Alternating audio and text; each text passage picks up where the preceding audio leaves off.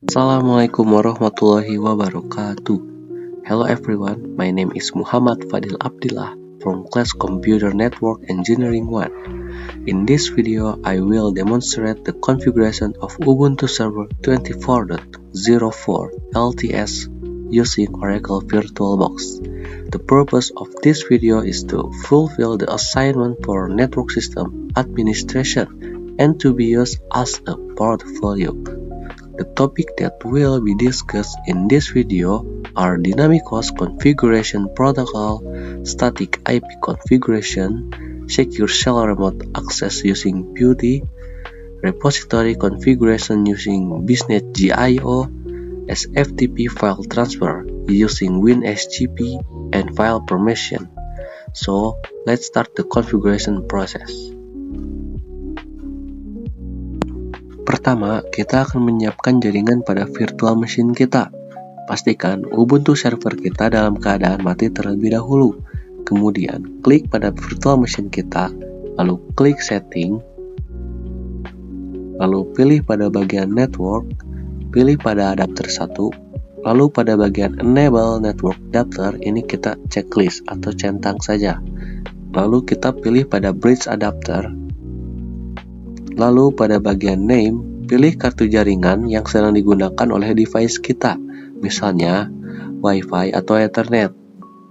Setelah itu, pastikan virtual cable connected ini aktif atau tercentang. Setelah itu, kita klik OK. Lalu kita start pada virtual machine kita atau Ubuntu server kita.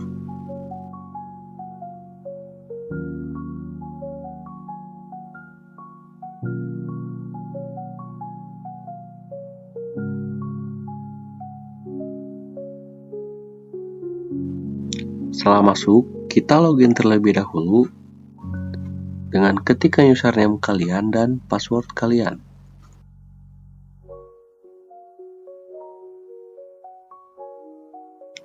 Jika sudah login, kita akan memeriksa interface dan konfigurasi jaringan menggunakan beberapa perintah.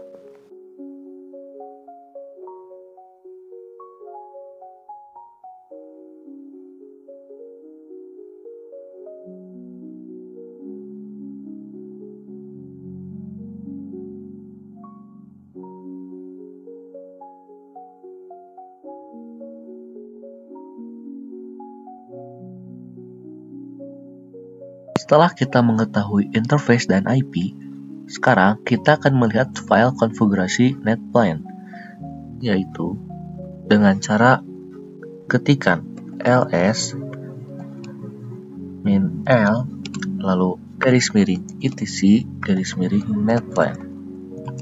Nah, fungsinya itu untuk menampilkan file konfigurasi NetPlan yang telah tersedia. Lalu kita klik enter. Nah, muncul itu adalah fadil.yaml. Setelah itu, kita ketikkan sudo terus spasi cat garis miring etc garis miring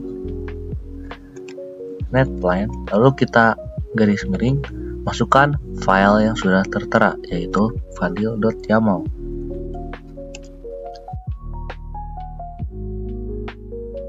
Jika sudah klik enter, nah sini kita akan masukkan password terlebih dahulu. Jika sudah enter, oke, terlihat di sini isi konfigurasi dari NetPlan atau file fadil.yaml kita. Nah, setelah itu kita akan membuat backup NetPlan dengan cara ketikkan sudo cp spasi .etc garis miring NetPlan, lalu ketikkan nama file kita,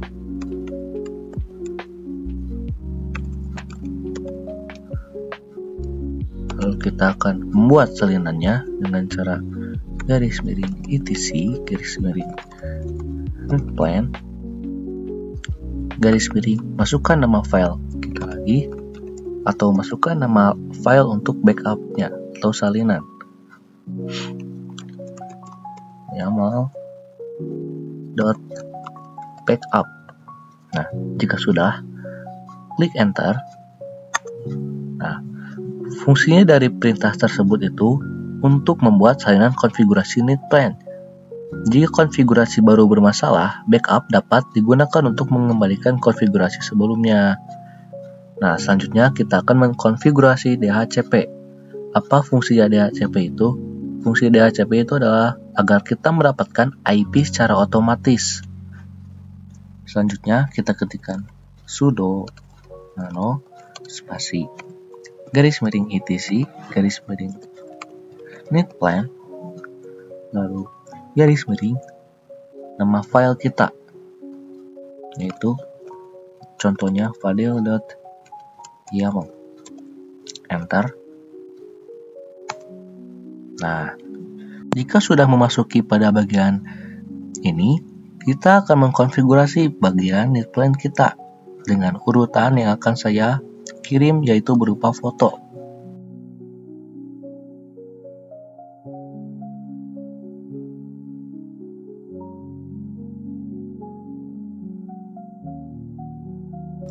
Jika sudah mengkonfigurasi atau mengedit file tersebut, kita bisa mengetikkan Ctrl O, lalu kita klik Enter untuk meng-save, dan kita klik Ctrl X untuk keluar. Jika sudah, klik Enter. Selanjutnya kita akan menjalankan perintah sudo netplan generate, yang fungsinya untuk melihat apakah konfigurasi netplan memiliki kesalahan. Jika sudah, klik Enter. Selanjutnya, jika tidak ada error, ketikkan sudo netplan try, yang fungsinya itu untuk mencoba konfigurasi baru dengan mekanisme pengembalian otomatis jika tidak dikonfirmasi. Kita klik Enter. Lalu di sini kita disuruh klik Enter. Kita klik Enter. Nah, configuration accept. Selanjutnya, kita mengetikkan sudo netplan apply. Lalu Enter. Nah, sudo netplan apply ini fungsinya untuk menerapkan konfigurasi jaringan kita. Nah, sekarang kita akan periksa apakah Ubuntu kita mendapatkan IP dengan cara IP min pr address. Enter. Nah, di sini mendapatkan IP 192.168.1.11. Nah, jika sudah, kita ketikkan juga IP root, yang fungsinya itu untuk melihat default gateway kita. Enter. Nah, default gateway kita adalah 192.168.1.1. Nah, sekarang kita akan mencoba ping, yaitu kita akan ping gateway kita terlebih dahulu dengan cara ketikkan ping spasi min c. C ini adalah count, jumlah pengiriman kita. Kita akan mengirim 4 kali saja. Lalu ketikkan IP gateway kita.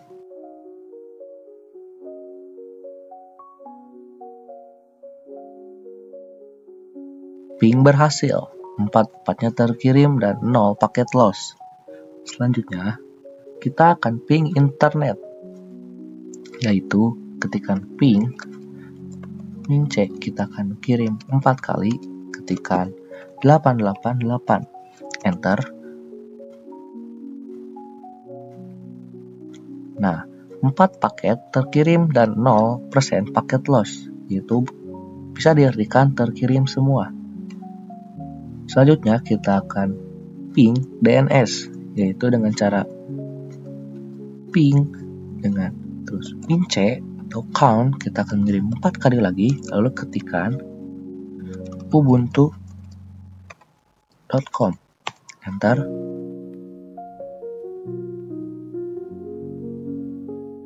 Empat paket terkirim lagi dan 0% paket loss, yang bertanda kita sudah berhasil menjalankan DHCP kita. Setelah kita berhasil mengkonfigurasi IP secara DHCP, sekarang kita akan mengkonfigurasi IP secara statis. Pertama, kita ketikkan perintah sudo nano --etc --netplan nama file kita.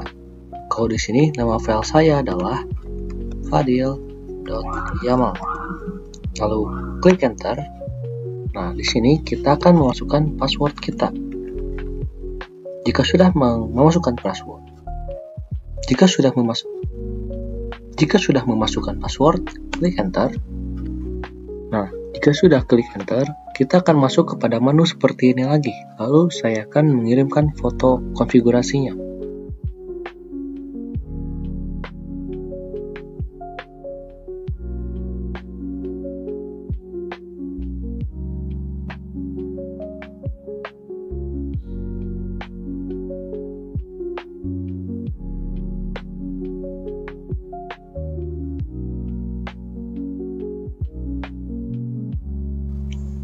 Jika sudah, kita klik Ctrl+O, lalu kita enter untuk meng-save, dan Ctrl+X untuk keluar. Jika sudah selesai, kita ketikkan sudo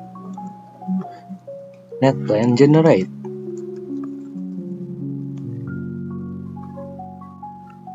Jika sudah, ketikkan sudo netplan try.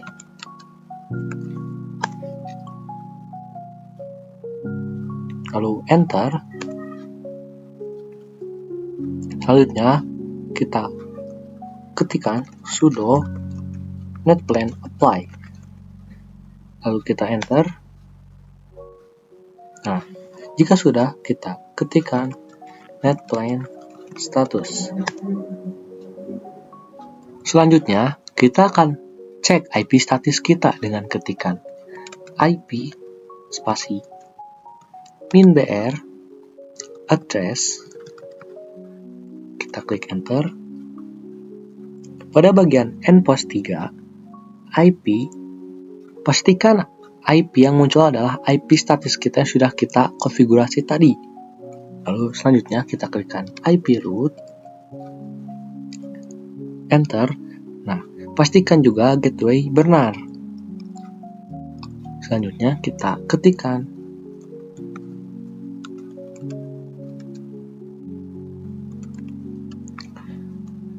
enter.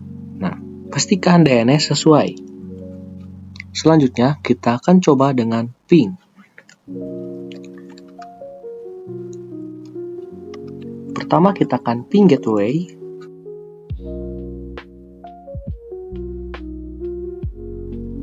Nah, di sini 4 paket diterima, 0% paket loss. Selanjutnya kita akan ping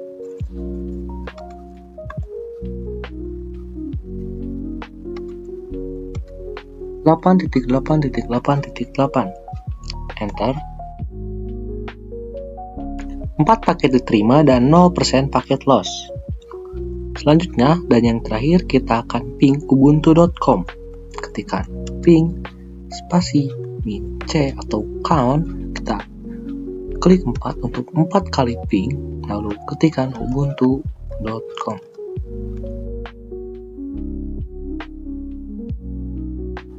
Empat paket diterima dan 0% paket loss. Ini tandanya IP status kita sudah selesai dikonfigurasi dan benar.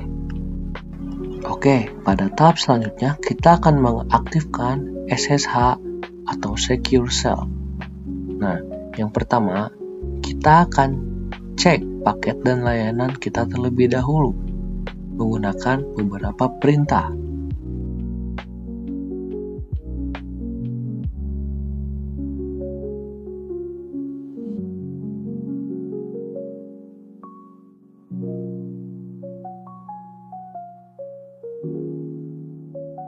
Nah, karena paket sudah terpasang, kita akan lanjut kepada tahap mengaktifkan layanan. Kita akan menggunakan beberapa perintah.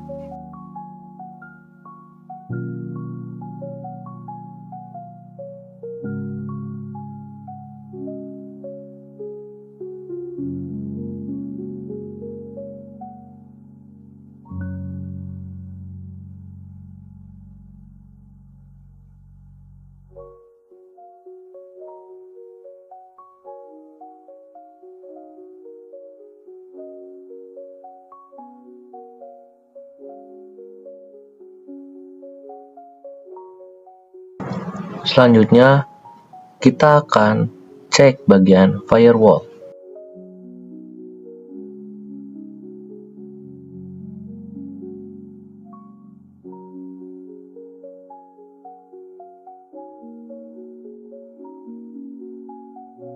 Jika sudah, kita pergi ke command prompt pada Windows kita, lalu kita ping IP yang berada di virtual machine kita.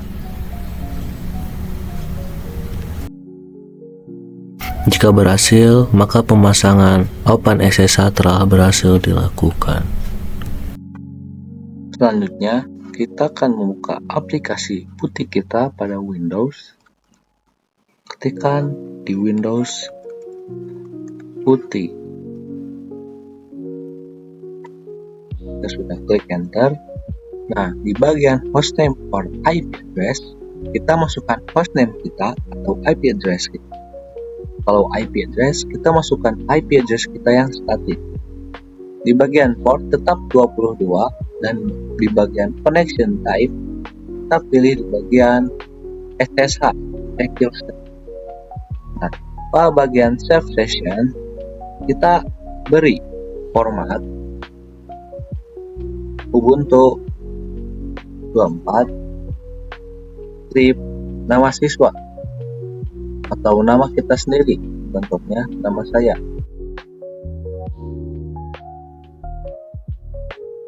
Setelah itu kita klik save, langsung kita klik open. Di bagian ini di sini kita masukkan username kita, lalu kita berikan password kita.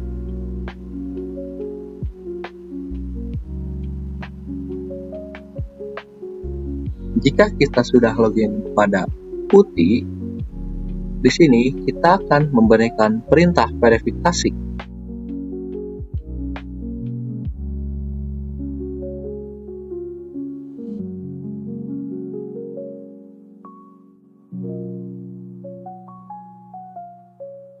Jika kalian ingin keluar dari putih ini, ketikkan exit.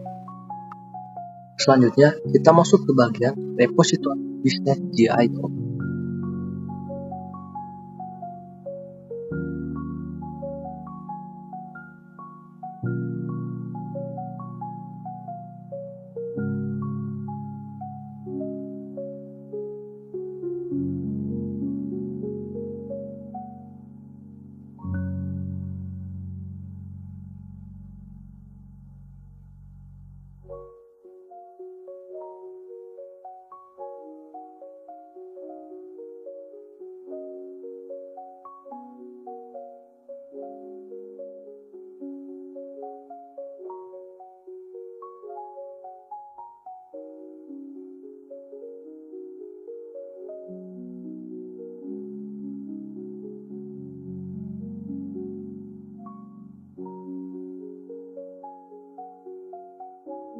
Jika sudah berada di bagian nano, kita bisa mengganti repositori Ubuntu menjadi business.gio. Caranya, kita cari terlebih dahulu konfigurasi business.gio-nya, lalu kita salin. Jika sudah mengsalin, kita pergi ke putih lagi. Nah, jika sudah berada di putih, kita hapus terlebih dahulu pada bagian konfigurasi sebelumnya. Nah, jika sudah, kita bisa menempelkannya cukup dengan klik kanan. Kita klik Ctrl O untuk save, Ctrl X untuk keluar. Oke, sekarang kita akan menguji dengan beberapa perintah untuk update repositori.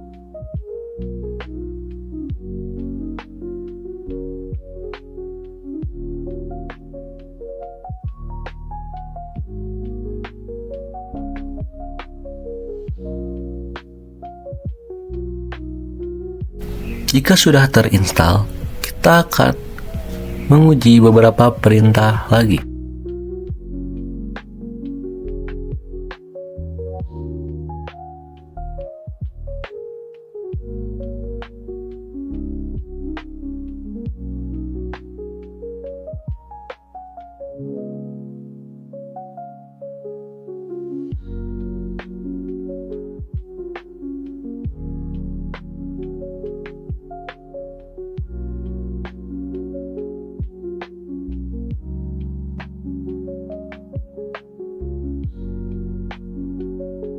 Pemasangan repositori sudah berhasil dilakukan dengan benar. Selanjutnya, kita akan lanjut ke bagian SFTP atau Secure File Transfer Protocol. Di sini saya sudah membuat suatu file dokumen di file manager saya sebagai bukti untuk SFTP kali ini yang menggunakan WinSCP. Isi dari file dokumen saya yaitu tentang beberapa identitas saya yang isinya nama, kelas, dan lain-lain. Sekarang kita akan membuka aplikasi putih terlebih dahulu untuk membentuk atau membuat sebuah directory untuk menjadi media penyimpanan SFTP atau Secure File Transfer Protocol saya.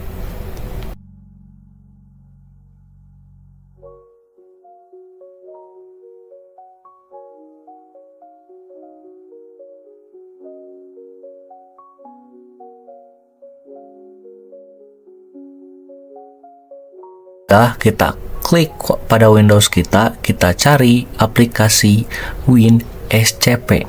Jika ada, kita klik untuk membuka.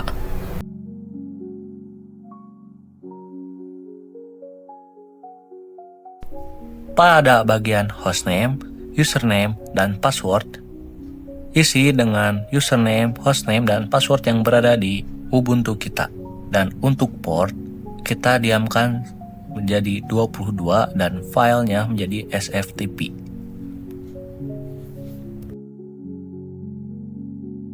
Jika sudah, kita klik pada bagian login.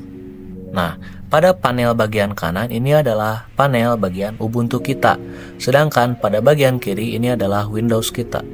Lalu kita buka pada file atau directory kita yang sudah kita bikin di Ubuntu, lalu kita cari file dokumen yang sudah kita buat.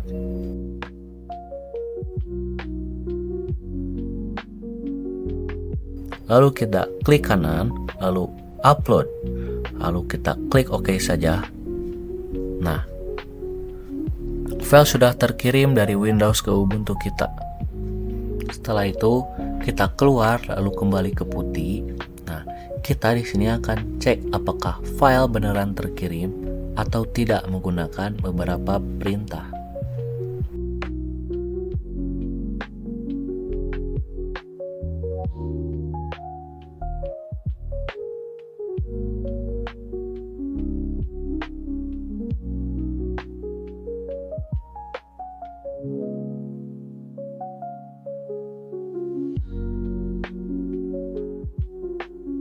Jika sudah, ternyata ada filenya, itu berarti kita sudah sukses menjalankan SFTP atau Secure File Transfer Protocol dengan benar. Selanjutnya, kita masuk pada bagian mengatur kepemilikan dan hak akses.